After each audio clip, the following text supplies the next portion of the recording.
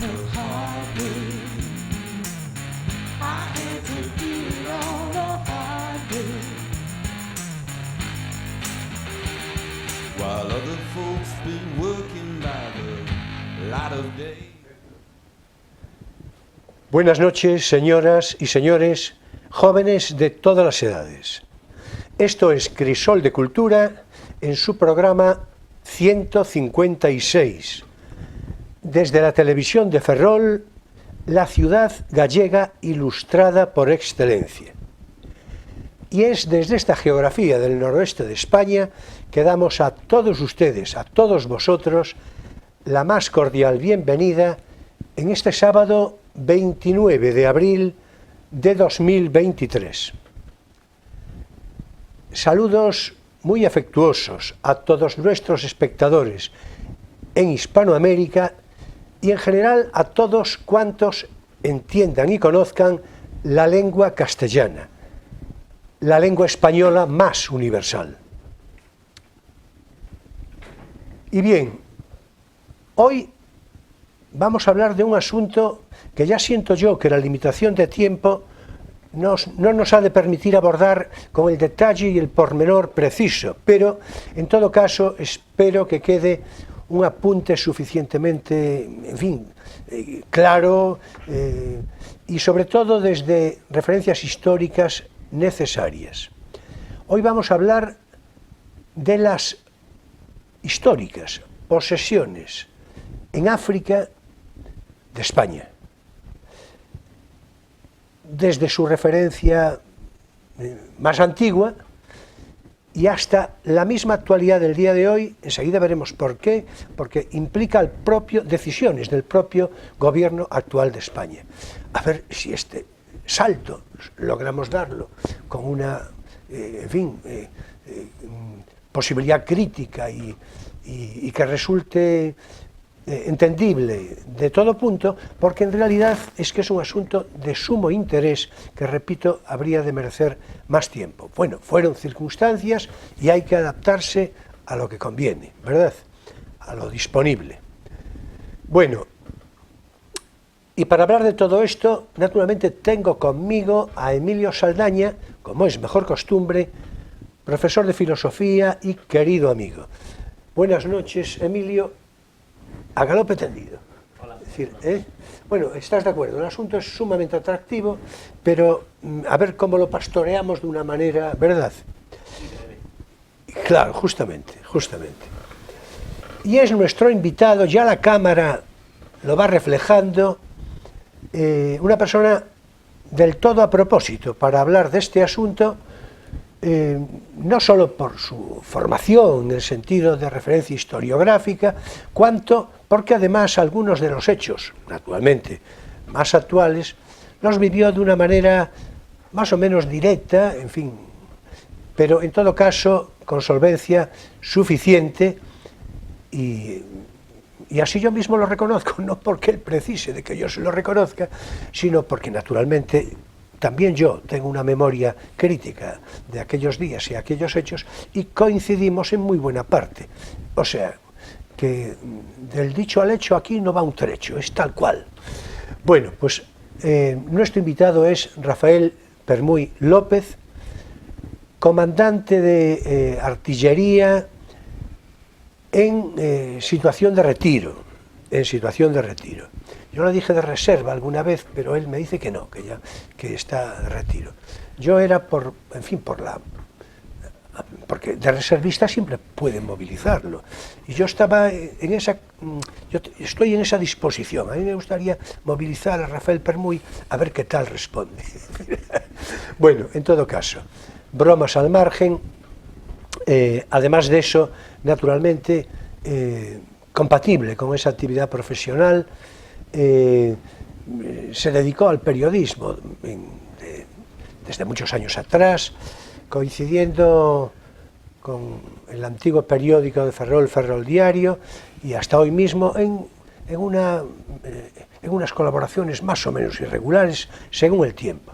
De otra parte, es, yo no sé si decir, director coadjunto o algo así, de la editorial Galan Books, creo que sí, porque yo tengo una intuición particular para estas cosas, ¿no? Entonces, de la editorial Galan Books, propiedad de Lucas Molina Franco, muy querido amigo también por mí en lo personal, asiduo en lo que puede a este plató de Crisol de Cultura y al que envío desde aquí, naturalmente, un gran abrazo. Bien, pues Galan Books es, repito, codirector adjunto Rafael Permuy, y como consecuencia de todo eso, pues tiene un puñado largo de libros editados, a veces con titularidad personal exclusiva y otras en coautoría con el propio Lucas Molina Franco, por cierto, con frecuencia, ¿no? Con frecuencia.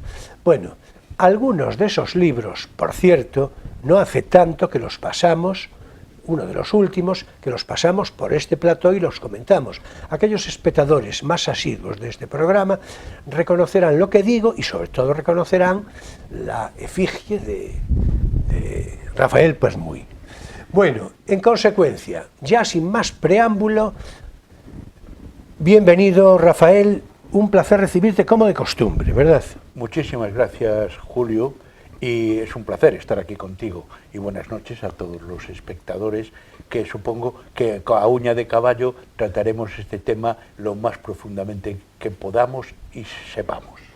Sí, yo creo que, salvadas las referencias de tiempo, de limitación de tiempo a las que me referí hace un rato, pues claro que sí. Y si no, oye, en otro momento lo podemos complementar, pero a mí me gustaría que quedara por lo menos cerrado, ¿cómo diría yo? Como una circunferencia, una cosa y otro día, pues bueno, podemos transitar acaso por asuntos más concretos, ¿no? Pero que esto quedase razonablemente perfilado.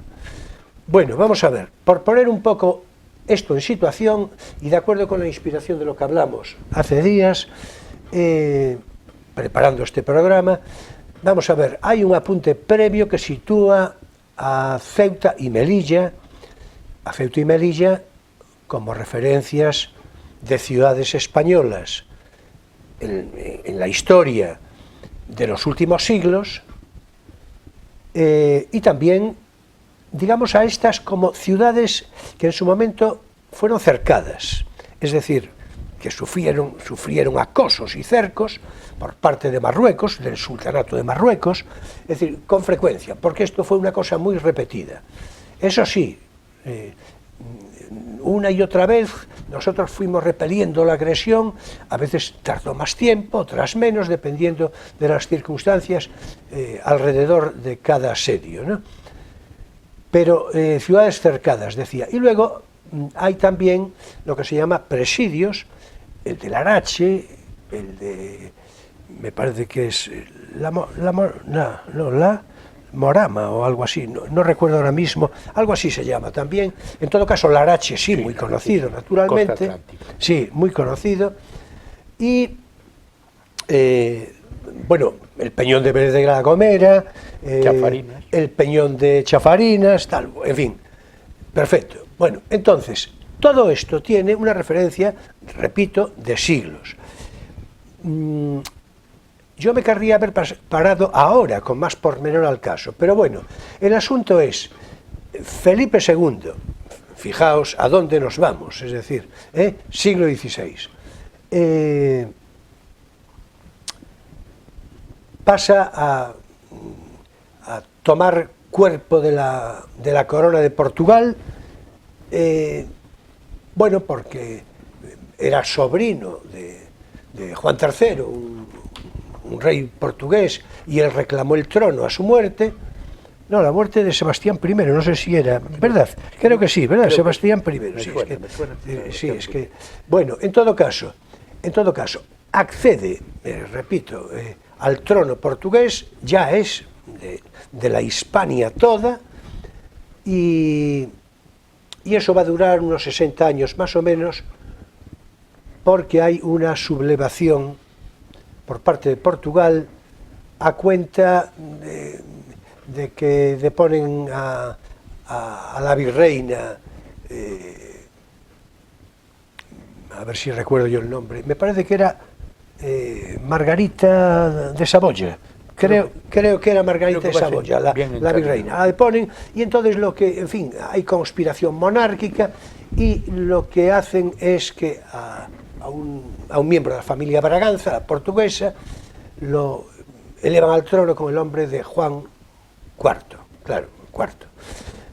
¿Qué ocurre con esto? Bueno, pues que en efecto España, naturalmente, digamos, la España separada de Portugal ya, la que representa Felipe II, se opone, pero, bueno, Felipe II ya no, ya Felipe IV, por entonces, y se opone, bien, pero en todo caso, el asunto es que la sublevación tiene éxito fundamentalmente por una razón, porque las tropas españolas no existen allí, no se oponen, están en otros frentes, por cierto, entre otros en Cataluña, que en ese momento también, y bueno, y Países Bajos, etcétera. Es que teníamos muchos compromisos de atención, y entonces en Portugal no había sino una guarnición apenas testimonial, y entonces, claro, no se pudo hacer frente a aquello, que si no, pues tal vez sería otra la historia. En todo caso, lo que quiero significar es que como consecuencia de esto, se produce un tratado de Lisboa, se produce un tratado de acuerdo final, pasan después de unos cuantos años, y la consecuencia, repito, es que España reconoce la independencia de Portugal, que hasta el propio día de hoy, naturalmente, reconoce la independencia de Portugal, pero, atención, por eso tengo yo interés particular en subrayarlo, pero los portugueses en ese tratado se expresa de una manera deliberada y concreta que Ceuta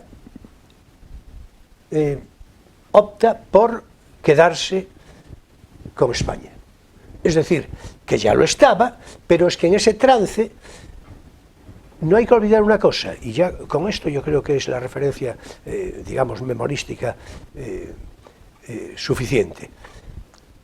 Ceuta lo fue primero conquistada por Portugal, pues yo creo que en el siglo XV, seguramente, sino antes, sino algo antes. Llega a España por otras circunstancias, bueno, ya se sabe, de repartos de cosas y tal, anterior a lo que acabo de citar, con lo cual en España pues lleva pues a poco 500 y pico de años, es decir, o sea, repito que como ciudad española, esto es muy importante, el concepto de colonia es absolutamente inaplicable al caso que nos ocupa en Ceuta, en Melilla y por cierto en alguna otra posesión. Hay una circunstancia muy de comentar, aunque no es el caso de hoy, y es la ciudad argelina de Orán. Esto es muy importante, porque Orán, que no está hoy en disputa, pero Orán fue conquistada por lo que se llamaban andalusíes en el año 902, creo que recuerdo con exactitud la fecha, 902, y desde entonces pues tuvo presencia española con muchísima frecuencia, tanto que llegado el siglo XX, terminada la Guerra Civil Española, el general Franco tiene la ambición y el proyecto, en realidad explicable digo, por lo que sigue, de incorporar a Orán al protectorado español por una razón de un peso, por cierto, de peso tal cual. De los 200.000 habitantes que por entonces tenía Orán, más de la mitad eran de origen español. Totalmente. Con lo cual no era precisamente una frivolidad de Franco, sino que más bien tenía que ver con la ambición en aquel momento, sobre el año 40 ocurría esto más o menos, pero que había un fundamento suficiente. Bueno, yo creo que puse en suerte, mal que bien, la referencia de las ciudades, ahora tú lo complementarás y ya entras tú, Emilio, a toda prisa, Es decir, en cuanto a qué ocurre con las ciudades, con los dominios, de posesiones españolas en África, de pleno derecho, hay que decirlo, de pleno derecho. Es que esto no, está fuera de toda discusión. De pleno derecho, y como nos podrá corroborar si lo desea Rafael, y en todo caso, con una antigüedad que yo creo que, en fin, casi 6 siglos, ¿no? Con lo cual, adelante Rafael, yo creo que a partir de ahí, sin perjuicio de lo que quieras apostillar, de lo que yo dije, a mí me gustaría que entráramos ya en el siglo XIX, a mediados, en la guerra de África. Totalmente. Porque yo creo, la llamada Primera Guerra de Marruecos, ¿no? Así es. Claro. La guerra del 59-60. En efecto, en efecto. 1859-1960 es una guerra, la llamada Primera Guerra de África, en la que Ceuta y Melilla, pues evidentemente son atacadas por las tropas del sultán, pero una campaña que lleva a cabo el general Leopoldo O'Donnell, que por cierto soy amigo de uno de sus descendientes y hemos escrito algún libro juntos. Hombre, pues qué bien, así da gusto, Y no me lo dijo a mí esto antes, Rafael, se lo tenía callado para a veces me gusta empatar aquí ahora, ¿verdad? Me gusta sorprender. Exactamente. Abusando de la amistad. Muy bien, Rafael. Entonces, adelante. En el 60 pues, se produce la pacificación, y después de esa dura campaña, y Ceuta y Melilla, yo estuve destinado como joven militar en Melilla, soy un melillero de pro, y la verdad es que la huella española en esa ciudad es incuestionable. Por lo tanto, Julio, claro, vamos a seguir avanzando en este plano. Claro. Si por cierto, Melilla, tú me rectificas si no es así, pero me parece a mí recordar que Melilla, cuando se pone en marcha la Legión con Millán Astray, yo creo que una de las primeras acciones que tiene, no digo la primera, pero que una de las primeras acciones, ya incorporado seguramente Franco, es ir a Melilla. Pues sí. ¿Verdad? Es decir, sí, porque estaba, claro. Date cuenta que fundamentalmente de hecho, pedían que la Legión fuera allí.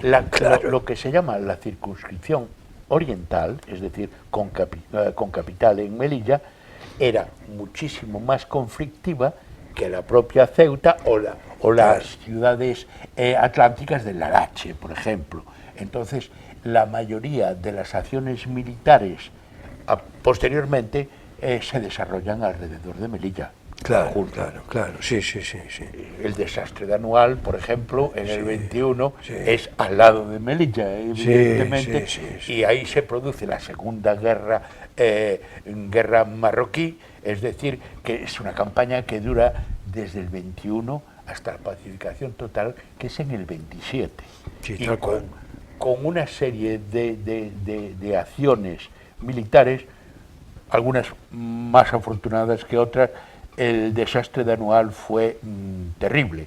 Fue como en el 1909 el famoso Barranco del Lobo, donde había hasta canciones populares en que las madres lloraban por la sangre derramada de sus hijos. Y evidentemente la campaña del 21 al 27 se corona por una operación brillante en la que, curiosamente, dado que el protectorado era... da la impresión de que que dio un salto, porque yo quería... Sí, está bien, pero yo quería hacer una mención respecto a lo de la guerra de África, ya que tú no lo hiciste. Digo a la del 59, a la del siglo XIX, 59-60, con lo de O'Donnell, que por cierto, O'Donnell en realidad es el que, junto con Pring, ¿no? Sí, con Pring, es decir, junto con Pring, Castillejos, ¿no? Pring en Castillejos, exactamente. Y O'Donnell también con Pring, pero en la que va a ser... Pero vamos a ver, es que en realidad O'Donnell es el presidente del gobierno en aquella época. Entonces, la acción militar, la más importante, es la batalla de Castillejos, que dirige el general Pring, que luego también se metería en política, evidentemente. Sí, bueno, se metió en política, en fin, más de la cuenta, ¿no? Digo, a juicio del Perdona por el salto, Julio. No, es que iba a decir lo siguiente. porque yo creo que esto es aleccionador para todos nuestros espectadores y yo creo que entre nosotros. Las tropas de Prim, que en Castillejos ganan la batalla con todas sus consecuencias, está formada prácticamente por catalanes toda. Totalmente. Y la batalla de cierre del, ¿cómo se llamaba esta? Sar. Sí, Ouatzar. Ouatzar.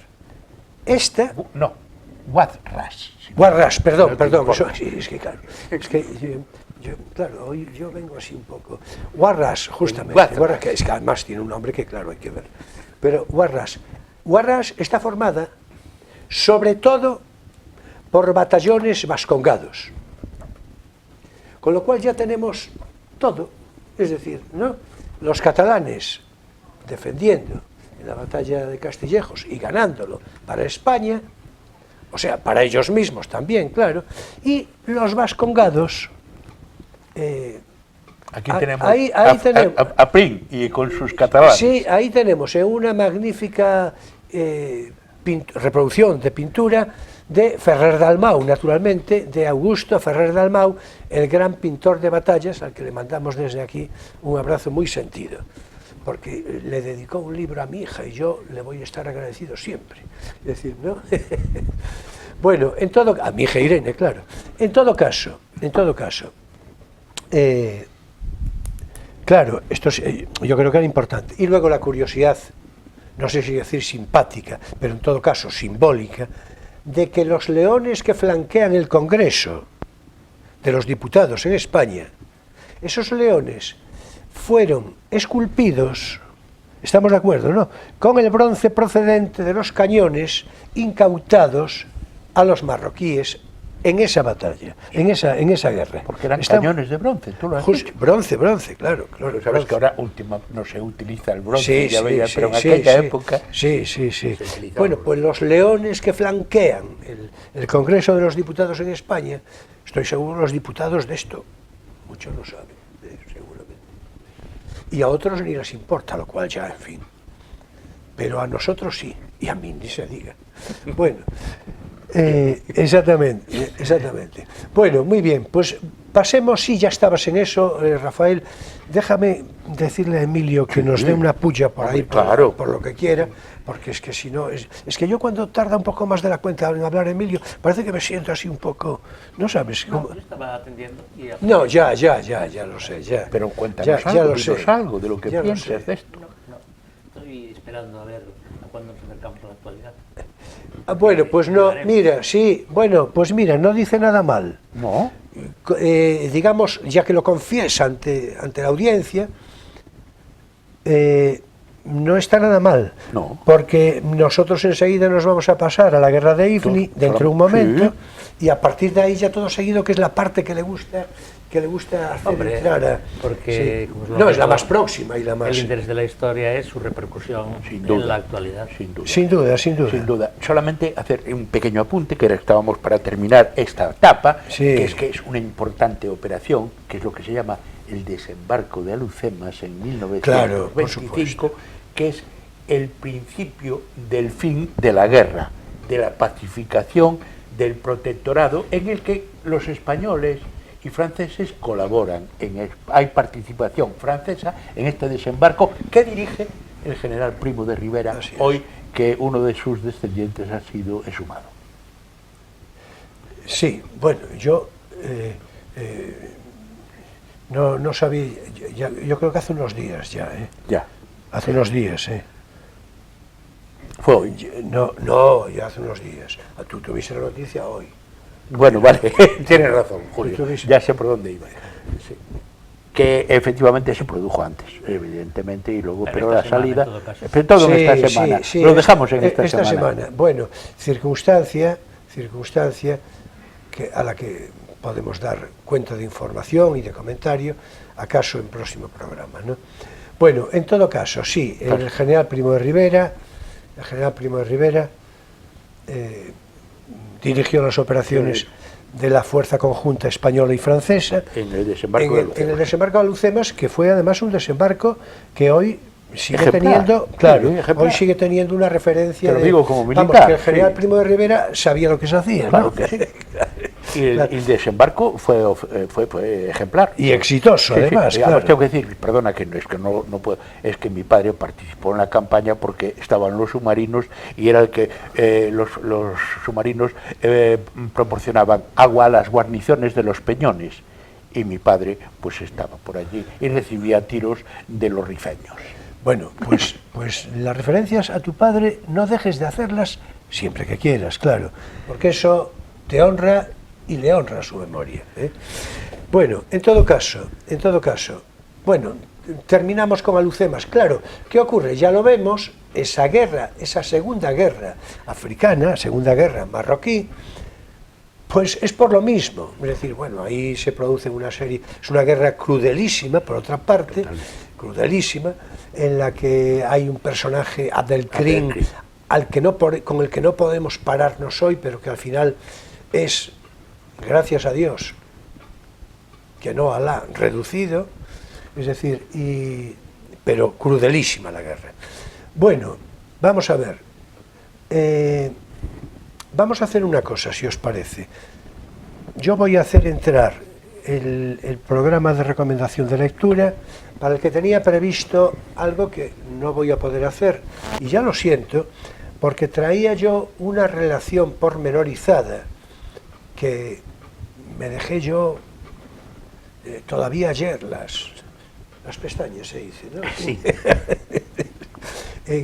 Sí, porque de la obra importante, pero importante y apenas conocida, porque claro, es decir, los que saben algo de esto no lo dicen porque claro, tampoco es cuestión de estar hablando constantemente de esto todos los días, y los que no lo saben, o si lo saben, pero no les interesa que se sepa, pues entonces siempre el asunto es ir contra España, pero no decir lo bueno y esa pormenorización a la que me referí de dejarme las pestañas, tenemos que pasarla por aquí otro día, con o sin la presencia de Rafael en ese momento, pero tenemos que pasarla porque es interesantísima. La cantidad de escuelas, de hospitales, de obras públicas que se dejó precisamente en ese periodo.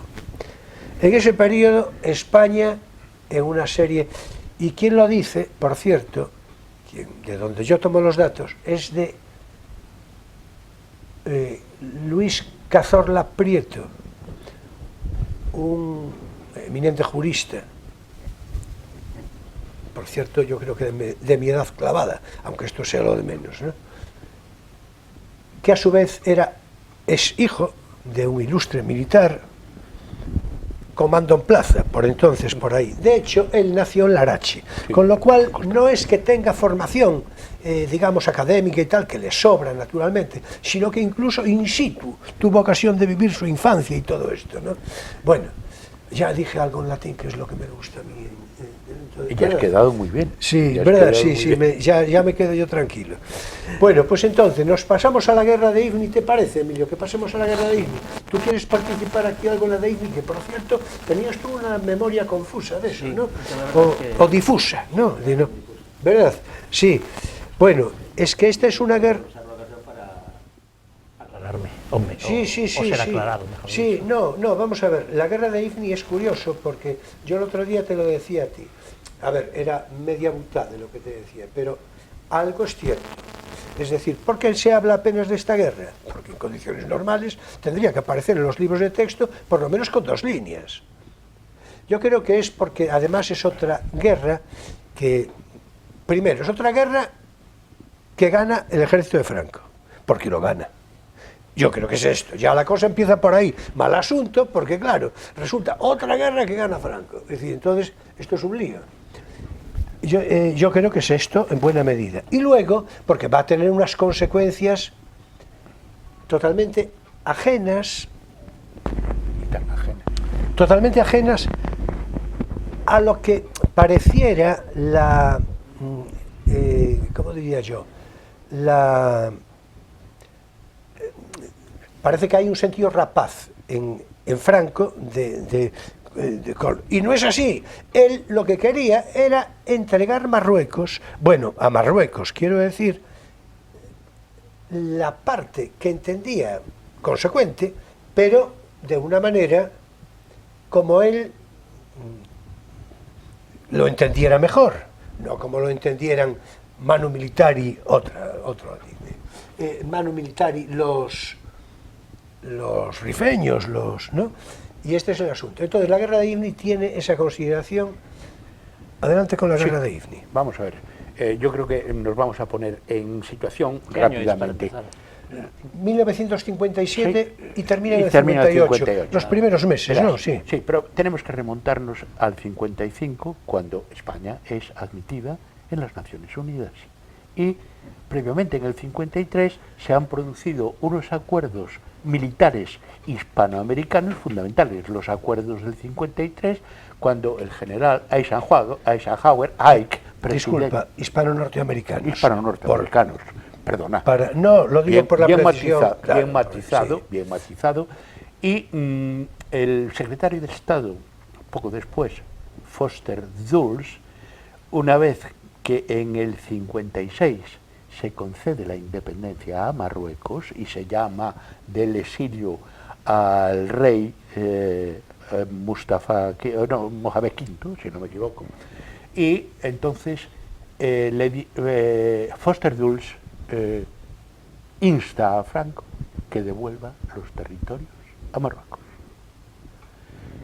Franco se resiste, evidentemente, por lo que, como decía Julio, así, pero los americanos le dicen, oiga, mire, si se plantea esta guerra colonial, los armamentos que les hemos suministrado ahora mismo, aviones, helicópteros, carros de combate, jamás podrán ser utilizados por ustedes en esta guerra.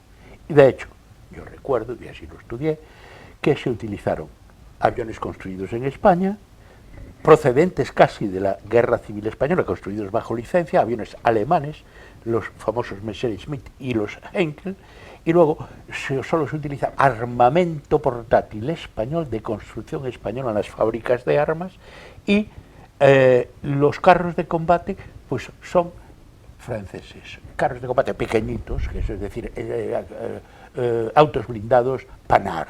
Y eso, con esos mimbres.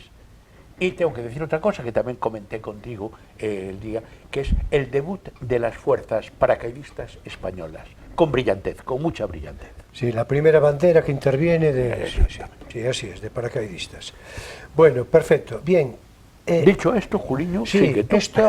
No, quiero decir, se produce la batalla en esas circunstancias. Gómez Aballó es uno de los... El general Gómez Aballó es uno de los que... Laureado. Laureado, sí. Y es uno de los que participa naturalmente de una manera, y que después va a ser, no sé si lo era entonces ya, gobernador.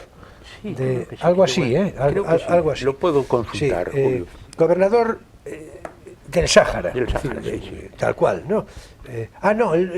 No, gobernador de África Occidental Española, se llamaba. Sí. ¿Estamos de acuerdo? De África Occidental Creo Española. que era así, África Occidental Española, Julio. Sí.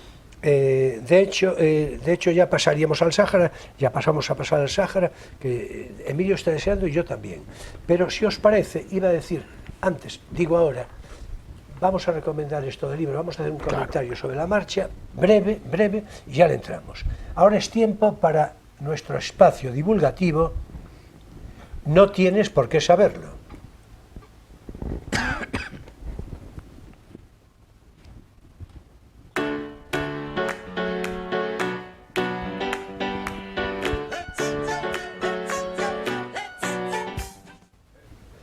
Bueno, y hoy naturalmente, pues vamos a seguir hablando, vamos a recomendar un libro, voy yo ahora mismo a recomendar un libro muy a propósito, un libro que me regaló mi hija Irene hace un par de años todavía.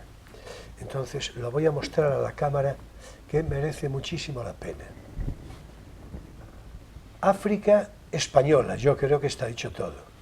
Este libro, en este libro, él no lo sabe, bueno, o sí, pero coparticipa de manera indirecta Rafael Permuy, porque el libro, digamos, está corregido por Lucas Molina Franco Y yo creo que consta en alguna parte por aquí que dice, a ver, lo digo desde la curiosidad, ¿no?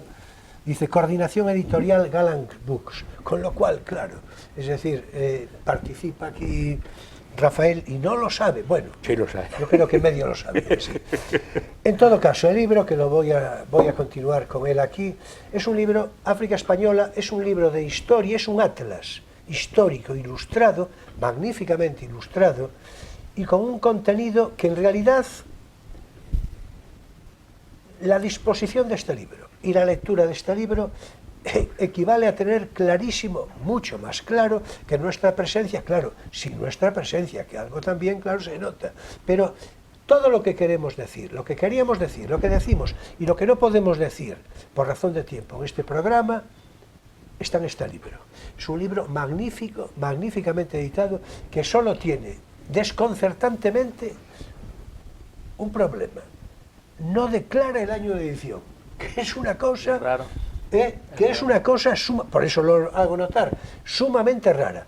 Edita su saeta a través de Galant Books, que le cede los derechos o como sea. Luego te hablo de Es eso. decir, sí, su saeta, y como mi hija me lo regaló hacia finales del año 20, principios del 21, pues la edición por ahí le andará.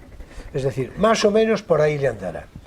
Así que yo a Irene ya le di gracias, porque además me puso una dedicatoria muy sentida, pero esto es otra historia, ¿verdad? Es decir, no.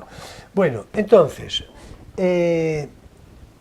África Española, hay que decir que todas las ilustraciones son del pintor de batallas Augusto Ferrer Dalmau, repito que reproducciones magníficas, y que son sus coautores Mariano González Clavero y Roberto Blanco Andrés. Bien, no sé si queréis decir Solo algo a decirte propósito. una cosa, Sí. que efectivamente ¿Puedes enseñar algo del sí que interior del libro? tengo el honor de haber publicado con su saeta 4 libros de atlas de este tipo, y que Galant Books ha hecho muchísimos contenidos para su saeta. Claro, como es natural, como es natural, como es natural. Me dice Emilio que muestre a la cámara ilustraciones. Por supuesto, vamos a ver, yo voy a mostrar unas cuantas, pero Esa es maravillosa. vamos a ver, esto es que es una maravilla, Es maravilloso. es decir, es una maravilla. Estos son las guardas, lo que se llama las guardas del libro, las guardas. Más guardas, las guardas del final del libro.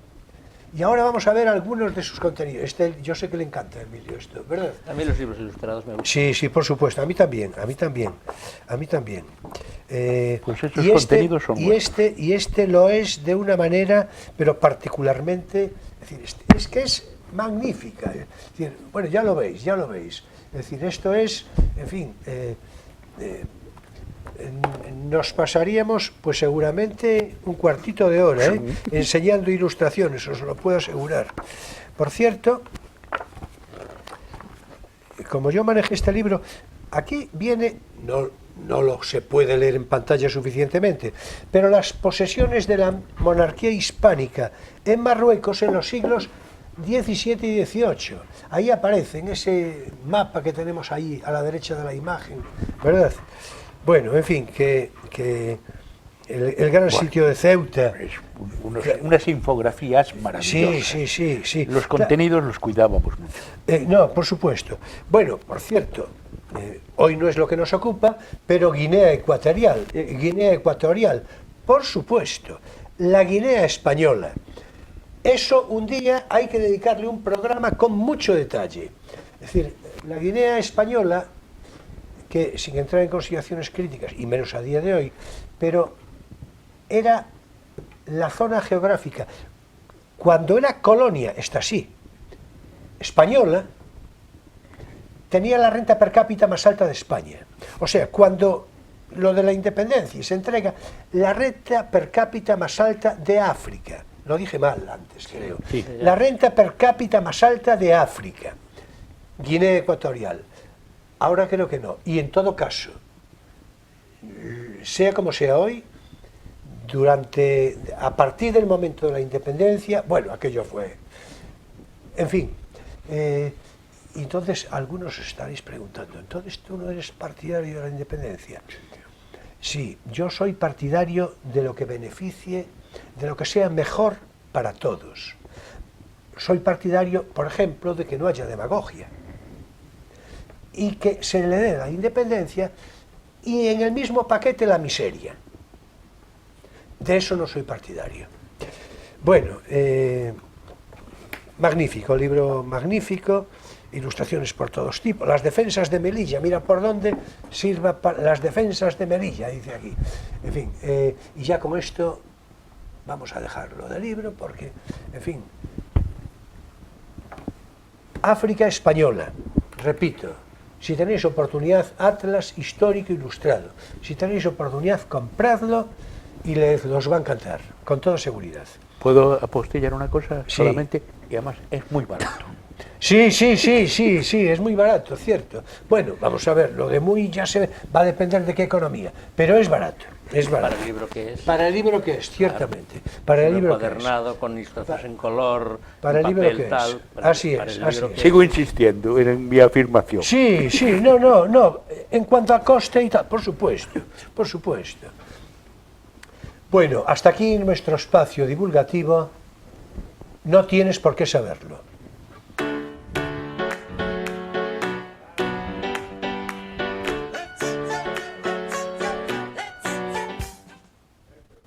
Bueno, a ver ahora si hacemos el prodigio de sintetizar de una manera, con una penetrante inteligencia, que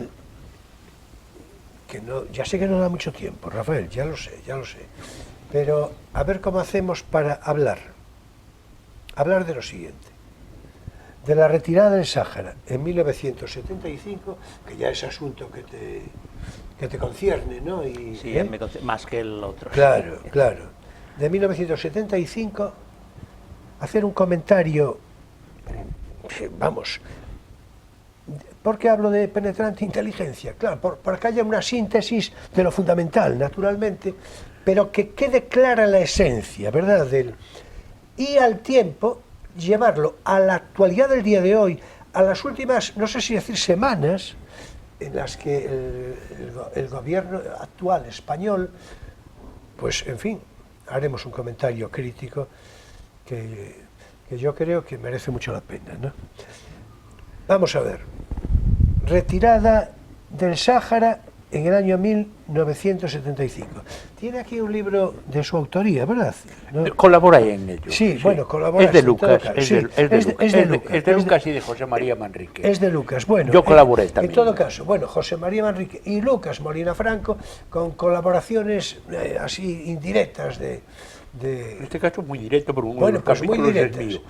mío. En todo caso, el título es del todo aleccionador y descriptivo. Sáhara español. Una historia de traiciones. Una historia de traiciones. De traiciones. Vamos con ello. Adelante. ¿Tú quieres preguntar o tal vez? No, yo preguntaré al hilo de la exposición que Bien, haga. bien, pues venga. Pero yo me gustaría que empezaras Porque tú algo- con, Empiezo yo. con una... Bueno, pues vamos a ver, pues voy a empezar yo. Tenemos que ponernos en situación. Hay una referencia previa de 1974, una cosa muy simbólica, que eso nos lo dirá Rafael dentro de un rato, pero digo que es simbólica porque en realidad, al no tener tan tiempo para... Pues en fin, pero yo sé que me decías el otro día, nos decías, ¿no? Pero en todo caso, en 1975, a finales, el 20 de noviembre, se va a morir Francisco Franco, el general Franco. Naturalmente venía de un proceso de enfermedad y de una serie de complicaciones de salud que ya hacían adivinar que se iba a morir, que iba a fallecer. Incluso meses antes, a mediados más o menos del 75, se mantuvo en un estado casi preagónico, es decir, no sé si decirlo de este modo, en fin, más o menos. En todo caso, había la convicción clara de que el general Franco iba a fallecer. Circunstancia que, aprovechando, Hassan II, que era por entonces el rey, Sucesor, el sí, monarca marroquí, heredero de Mohamed V, precisamente al que te referiste tú, de Mohamed V, atención, Mohamed V, que había cedido al trono, digamos que por cortesía, De Fran. sí, es una forma de decirlo, es una forma de decirlo, pero Muy bien dicho. por cortesía del general Franco, es decir, porque fue él quien auspició y el que puso en marcha la nueva monarquía marroquí, es decir, en términos de actualidad. Bueno, pues Mohamed V, después de los cumplimientos de gratitud propios de los países árabes, es decir, pues, y de Marruecos en particular, pues después Hassan II pues dice, hombre, aprovechando que este hombre parece que va a fallecer, vamos a ver qué organizamos aquí. Y entonces lo que van a organizar va a ser la Marcha Verde, a la que se va a referir Rafael en un momento, pero previamente, y porque aquello ya se ve venir naturalmente, hay que decir que la guarnición militar española del Sáhara estaba particularmente preocupada, por una parte, por la situación, y por otra, estaba deseando intervenir en favor de la defensa de España. Yo, a ver si esto no me lo corrige mucho Rafael, creo que era así. Para nada. Creo que era así. Entonces, ¿qué ocurre? Pues que Juan Carlos, príncipe de España por entonces, que iba a ser coronado Juan Carlos I después de la muerte de Franco, Juan Carlos de Borbón, príncipe de España y jefe de Estado en funciones, se siente en la obligación, que ya comprendo, de acudir al Sáhara para, digamos, con su presencia, dar cuenta de que allí está él y allí estará a favor de la presencia de España con todas sus consecuencias y en fin, eso de elevar la moral de la tropa, ¿no? Y yo creo que ya le puedo pasar el testigo yo creo que sí, más o menos, ¿no? Te lo agradezco y voy a ser breve, pero voy a remontarme un año antes. Sí, pues venga. En el año 74 yo era un joven oficial de artillería destinado en el regimiento ferrolano y en aquellas fechas llega destinado con carácter forzoso al regimiento un joven capitán, Alfredo Hernández, que estaba destinado en la unidad de helicópteros del Sáhara. Me contó, porque hicimos juntos una patrulla de reconocimiento por aquí, por Galicia, toda la historia de su actuación allí. Fue uno de los primeros que disparó munición sobre las bandas rebeldes saharauis del Frente Polisario y me contó la historia también de que otro oficial coruñés consiguió hacer prisioneros a una partida que en realidad el capitán que la mandaba era un oficial regular del ejército marroquí, pero que se disfrazaban de, llamémosle, de guerrilleros autóctonos para disimular que eran los propios saharauis, ¿no?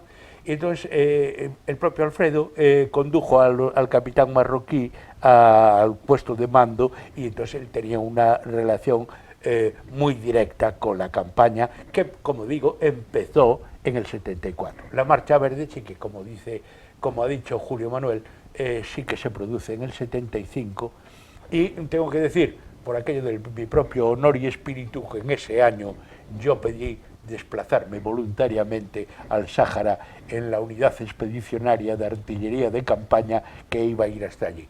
Tengo que decir que no fui por ser más moderno que el oficial de mi promoción que me pisó la vacante. En fin, aquí me quedé. Sí, porque la antigüedad es un grado. Exactamente, eso, iba a decir eso.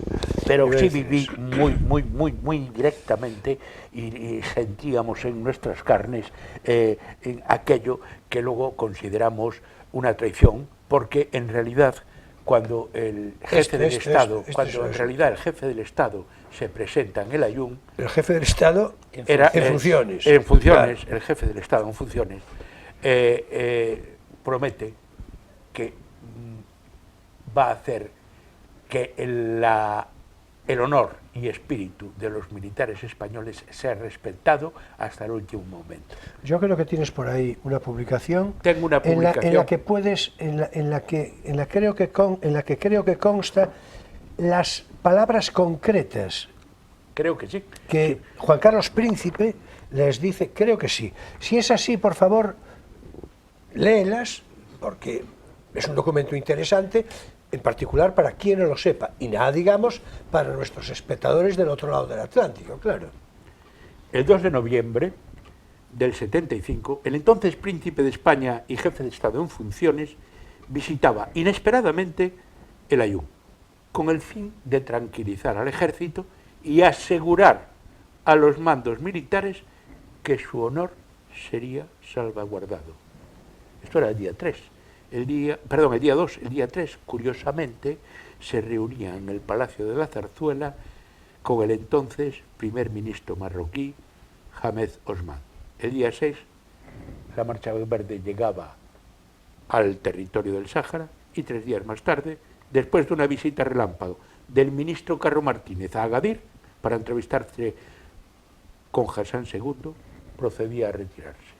Pero el 14, con Franco ya clínicamente muerto, se firmaba en Madrid el acuerdo tripartito en el que Mauritania y Marruecos se llevaban el gato al agua. Y aquí, fin de la cita. Sí, vamos a ver. ¿Algo comentable sobre esto? No, la impresión que se saca de la presentación que ha hecho Rafael es muy clara, ¿no? Sí, es decir, yo Hubo presiones comprendo... americanas, entiendo. Claro. Sí, sí, En un sí, estado sin de duda. debilidad institucional derivado de la circunstancia de Franco clínicamente muerto, el traspaso de poderes, la discusión sobre qué iba a ser del régimen, en fin, el futuro posible incluso de la monarquía, etcétera, y el resultado fue el que fue. sí, Muy no, bien apostillado, muy bien sí, apostillado. sí. Yo creo que en realidad, a ver, yo comprendo que aquel momento para Juan Carlos, príncipe de España en ese momento y jefe del Estado en funciones, yo comprendo que es un marrón, por decirlo así de manera castiza, que es un marrón tremendo. Ahora, lo que sí veo yo en términos muy críticos, desde siempre, es la literalidad de esas palabras que acabas de leer. Porque usted tiene que gestionar el marrón de otra manera. Quiero decir, ya veremos cómo. Fácil no es, pero claro, es que todo va en el sueldo. Es decir, entonces, algo tiene que hacer, tiene que explicar, tiene que hacer pedagogía, tiene que hacer, no sé. Entonces, ¿qué ocurre? Eso no se hizo. Yo comprendo que hay una cierta bisoñez también y que la circunstancia es muy extrema. Vaya por delante que yo hoy, contrariamente a como lo ve una gran mayoría de personas, algunos presentes en esta misma mesa, yo hoy oí a Juan Carlos, Juan Carlos I, rey emérito en este momento, hay una gran mayoría de personas, una mayoría seguramente social, no sé si más o menos orquestada, pero en todo caso que por circunstancias ajenas a su protagonismo real lo ven de una manera muy crítica. Bueno, yo, como a mí, yo siempre, quien se encuentra en una situación de debilidad, sea, en fin, quien sea, socialmente, pues yo enseguida lo veo con simpatía. Y a mí me parece que hoy está sumamente maltratado, con lo cual cuenta con mi particular simpatía. Ahora, yo aquello, bueno, con mi particular simpatía, como que a veces hago yo media broma diciendo que es mi primo, lo cual naturalmente no me lo cree nadie, pero lo digo precisamente por esa simpatía. En todo caso, entonces comprendo que era muy bisoño, que era muy joven, que era tremenda la responsabilidad en aquel momento, pero esas palabras no. Claro, al ejército español no le gustó nada aquello de dejar el Sáhara en esas condiciones, y hay algún testimonio personal mío, al que no voy a referir, pero en el que en algún momento, alguna de las banderas que había, tal, en algún momento se me dijo, y estoy seguro que es fiable, que no se rió, sino que se rompió de un tajo, en algún caso concreto. Es que se rompió, el mástil, el mástil. Es decir, bueno, sería, digamos, un ejercicio de rabia, ¿no? de impotencia, ¿no? Esa versión también me llegó a mí. ¿También te llegó a ti? Sí. Bueno, pues entonces ya la fuente es fiabilísima, porque, es decir, está contrastada, está contrastada. Es que además, entre eso y que yo no miento nunca, por lo menos, que no miento no puedo mentir, no estoy yo claro, así me va. Bueno, en todo caso, un apunte sobre la Marcha Verde, suficiente para explicarle a la gente no tan informada en qué consistió, que fue una provocación, una coacción, naturalmente. No se trataba de unidades militares, como las que ya dije anteriormente, que ya venían actuando en el territorio del Sáhara con partidas, llamémosle semi-regulares, irregulares, mejor dicho, y lo que hizo Hassan II fue movilizar a los más desfavorecidos del Rif y los envió en camiones y en autobuses hacia la frontera. Cruzaron la frontera, había una zona minada que luego se ordenó desminar por si acaso la cruzaban, pero al llegar a los acuerdos que acabo de leer, que la marcha se retiró y había cumplido su objetivo. Había cumplido su objetivo, que era presionar de tal manera al gobierno español, en aquel entonces en una situación de precariedad, porque Franco estaba clínicamente muerto, el príncipe, como decía Julio, era más que bisoño en estas labores, y las presiones del gobierno norteamericano fueron terribles. Sí, sin duda. ¿Cuántos eran? Pues ahora mismo el dato ese exacto no lo tengo, lo tendría en el libro. Pero aproximadamente 150.000. Sí, a lo mejor, sí. Por ejemplo.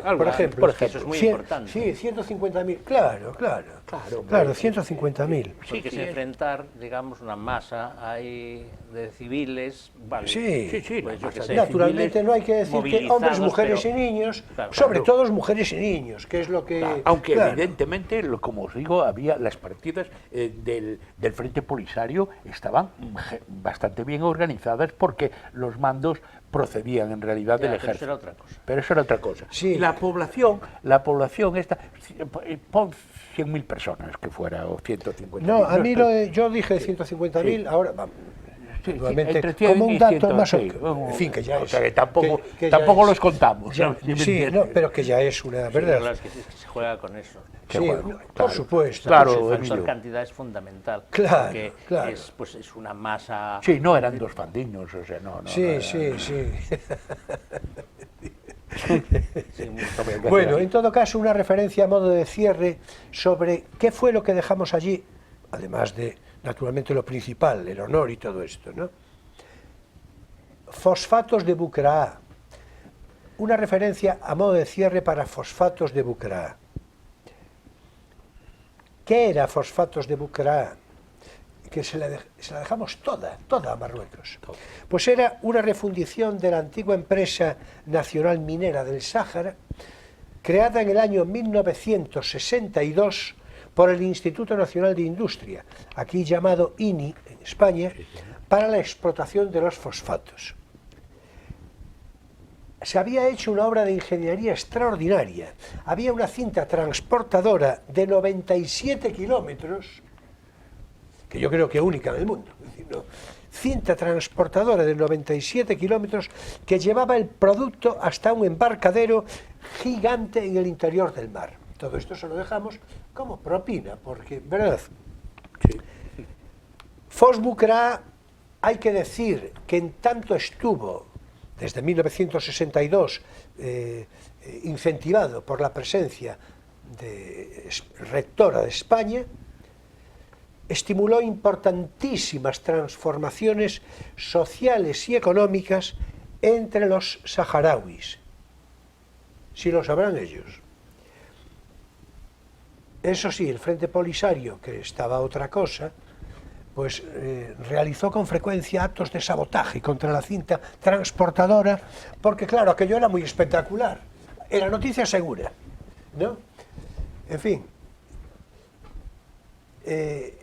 tengo que decir que hoy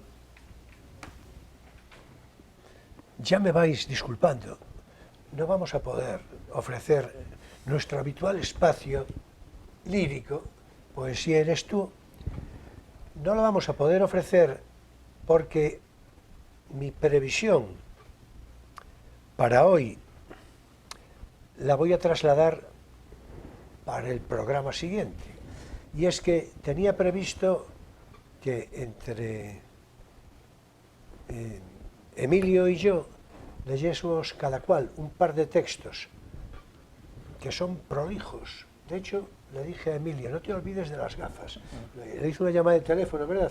Le dije, no te olvides de las gafas porque la letra es pequeña. En todo caso, voy a poner en situación sobre lo que íbamos a leer y no podremos leer hoy, por razón de tiempo. Emilio no lo sabe porque no me dio ni tiempo a comentárselo. Pero yo me traje las gafas, ¿eh? Sí, eso, ya me consta, ya me consta. Lo que vamos, Emilio, si te parece bien, a partir del próximo programa, es a leer en sucesivos lo que se llaman las memorias de Quiquí de Montparnasse. Las memorias de Quiquí de Montparnasse, de las que vamos a ofrecer fotografías, que tampoco hoy, naturalmente, vamos a ofrecer por este motivo. Y yo tenía yo la pretensión, será el próximo día, que empiece Emilio a leernos una carta de un pintor japonés, Fujita, que después se nacionalizó francés, una personalidad curiosísima, un pintor especializado en gatos y mujeres desnudas. Es decir, curioso. Entre ellas Quiquí, claro, entre ellas Quiquí, la chica de Montparnasse. Este pintor japonés se nacionalizó francés, como digo, y por cierto, acabó convirtiéndose al catolicismo, que todo lo cual es una secuencia interesantísima y atractiva, ¿verdad? Y aquí tenemos más Quiquí, que estas fotografías son las que quiero poner, naturalmente, porque... de gran belleza. Exactamente. Y luego una a modo de cierre, que esta ya, vamos a ver yo esta, para la cabecera de la cama. Es decir, no las ofrezco a la cámara, pero sí el próximo día, todas ellas. Fíjate, Emilio, hasta aquí son las memorias de Quiquí de Montparnasse, que no son muy largas para lo que son memorias. Están publicadas en español. Están aquí, son Bueno, estas. Pero algo más será que eso, porque ahí son No, páginas. son estas, no, son solo estas.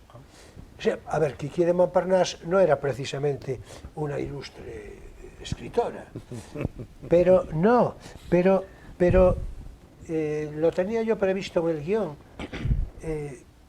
Escribía muy bien, escribía de una manera espontánea. Estas memorias, yo hoy tenía previsto que tú leyeras lo de Fujita, que es esto, pero que ya ves que es pequeña la letra, sí. Y yo, de mi parte, leería la primera de las entradas en la que Quiquí de Montparnasse dice mi infancia en Bourgogne. Y eso es lo que haremos el próximo día. Y después, si te parece, seguiremos con las memorias de Quiquí todos los días, y venga fotografías y más Quiquí, y venga fotografías y más Quiquí, hasta que las terminemos. Os seguiré atentamente, mis queridos amigos. Bueno, ya veis, deben de ser atractivas, porque ya veis que a Rafael le resultaron... ¿Cómo ha visto las fotos? Yo claro. Creo que eso es lo que lo ha... Le resultaron interesantes, ¿no? No, claro, son las fotos que estimulan... y la literatura que de eso salga, evidentemente. Sí, así es. Bueno, pues, en consecuencia, Ya lo siento, Emilio, ya lo siento, queridos espectadores, queridas amigas, queridos amigos, pero hoy ya no nos da tiempo para más. De tal manera que, no sé si quieres apostillar algo, Rafael, a modo de cierre, pero bueno... Entonces... Sí, solamente a modo de cierre, decir que efectivamente lo que tú señalabas, que no incidimos demasiado, que es que el gobierno ha hecho dejación de lo que la ONU, sí, de claro, lo que la me ONU olvidaba de decirlo. había estoy diciendo hace unos días, pero además lo hace unos días, ¿no? Claro. Lo hace unos días. Y entonces Sí, el epílogo es es que la decisión del cambio de política, cuando antes apoyábamos el referéndum de autodeterminación del Sáhara, ahora mismo se desistió de esta política y todo está en manos de que, es decir, es que es preciso que todo cambie para que todo permanezca como está, como decía Lampedusa. Sí, que por cierto no se ha explicado esta súbita, inesperada decisión. Totalmente. Muy bien, Sí, muy bien esto es lo que yo quería subrayar. Claro. Muy bien apostillado, pero se nos olvidaba y había que decirlo. Sí, no, claro, vamos a ver, es que esto es importantísimo, porque naturalmente detrás del comentario, del atinado comentario de Emilio, de que no se ha explicado, naturalmente es toda una declaración de sospecha. Claro. Claro. Especialmente la izquierda ha hecho bandera de la solidaridad con el pueblo saharaui todos los años desde la transición. Por eso te hablaba de una historia de traiciones. Pero de repente... Bueno, pues la traición llega hasta hoy, vamos a decirlo así, por lo menos la traición de aquello de principios. Pero claro, ya se sabe lo que dijo Groucho Marx. Sí. De todas maneras, vuelve la sombra de la influencia de Estados Unidos. Sin duda. Para mí, la clave de esto, que ya se verá cuando se explique y se diga lo que se tiene que decir, es, pues, en fin, el pacto de Estados Unidos con Marruecos. Yo opino a cambio de la amistad con Israel y en función de la debilidad de la posición española. Exactamente, pues, en función de la dejación española. Exacto. Es que en realidad de la dejación histórica española. Pero ya yo hablo de este momento. Claro, Sí, no, histórica, no, y este momento justo, claro. En el ámbito claro, geoestratégico, claro, en este momento en el Mediterráneo, España pinta muy poco. Es decir, que ahora el protagonismo es marroquí. Y cada vez va a ser más. Si no le ponemos remedio. En fin, no quiero hacer pronósticos. Yo tampoco, no juego a la... Bueno, pero no la adivino. habría, no, yo tampoco, pero habría que intentarlo, porque es cierto que las posiciones políticas en cambio de fuerza, cuando a veces, si tienen una consistencia de consecuencia y de argumentación y demás, pues se pueden jugar otras bazas. Bueno, en todo caso, que así sea, y que volvamos al camino mejor y más consecuente, ¿no? Bueno, Rafael, pues muchas gracias por tu presencia, por tu conversación, en fin, y hasta otro día, ¿verdad? Es decir, Un placer estar con vosotros y volveré cuando así me lo solicitáis. Estupendo, pues en eso quedamos. Bueno, pues muchas gracias, Emilio. A ver, otro día te tienes que resarcir. Va por los días que hablo más. Sí. Bueno, en todo caso, señoras y señores jóvenes de todas las edades, hasta aquí, finaliza también aquí, naturalmente, Crisol de Cultura, en este sábado 29 de abril de 2023. Muchas gracias por vuestra presencia fidel de cada semana, por vuestra actitud crítica también, por vuestra simpatía. Nos vemos el próximo sábado en Crisol de Cultura, Televisión Ferrol, a las 9:30 de la noche, hora española. Será un placer. Y bien, ya sabéis que paso lista.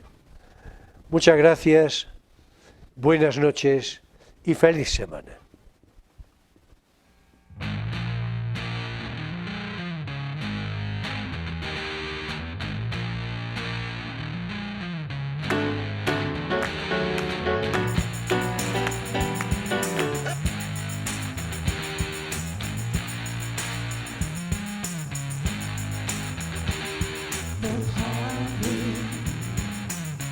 I had to do it all.